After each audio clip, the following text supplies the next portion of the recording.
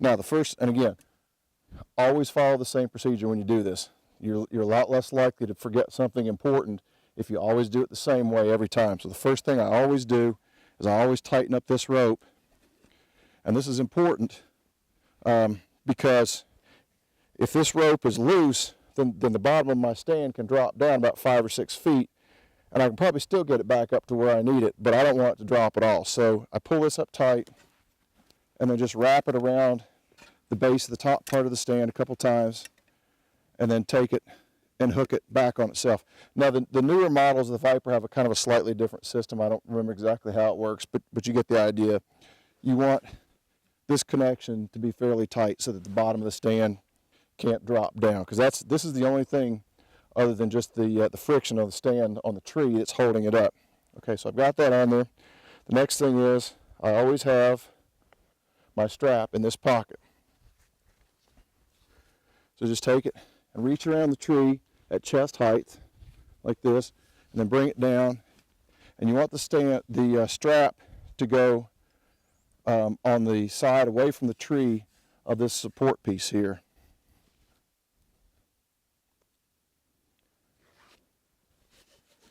Just kind of cinch it around, pull it around to where you can get a good pull on this. And I just pull it up nice and tight like that. Now, that's secure, it isn't going to go anywhere. Next thing is to put the back on. And one thing you don't want to do is you don't want to get this back pulled up real tight like this. I've kind of exaggerated that, but even like that, because what that's going to do is that's going to cause the seat to squeak every time you move and stand up or sit down more on it. So what you want to do is let that get down flat, and then just put this around the tree at a height where it's not pulling down on it when you sit down. Okay, so I've got that ready. Next thing you can do is take your feet out of your stirrups. I usually don't do that until I've got everything secured on the tree. Got my safety harness on, so I'm feeling pretty good. Next thing that you want to do is you want to reach down and you want to slide these bungee cords up here away from the stirrups. Because what that's going to do is that's going to give you a lot more room to stand here on the tree stand. Because the way I like to hunt, particularly during bow season, is I'll spend a good bit of my time standing just like this.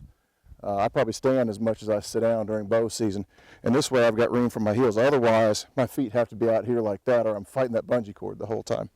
So that's just a little thing that most people don't think about, but it really helps it to be more comfortable.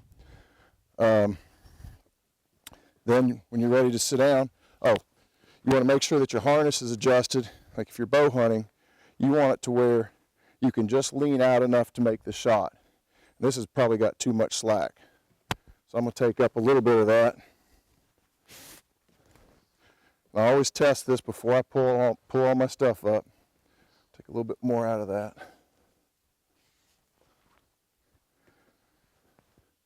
That's good. The seat's adjusted at a nice height where I feel nice and comfortable.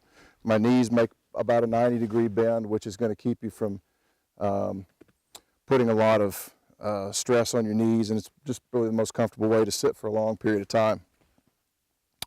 Okay, and then next thing I'm going to do is I'm going to pull all my stuff up, and what I do is I've got a pack that I carry all my stuff in, and I tie it. Lost my microphone there. I tie it in behind these straps for my seat.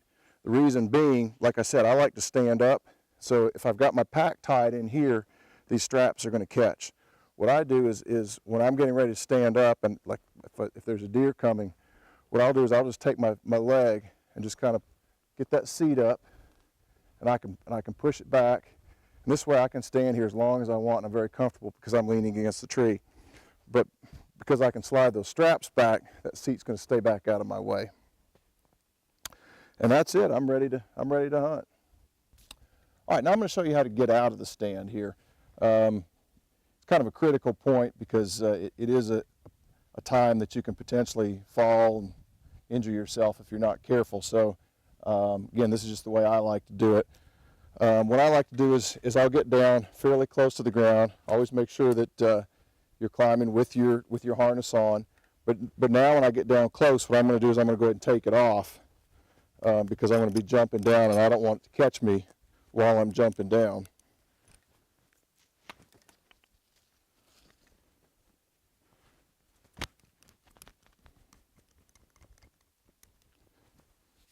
So take it off and put it back around you where it isn't going to get caught on anything.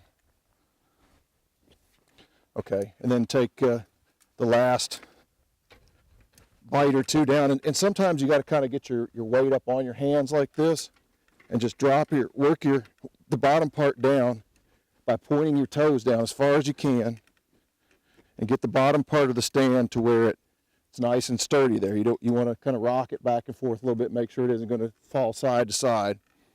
Take your feet out of the stirrups and step up on the ankle braces here.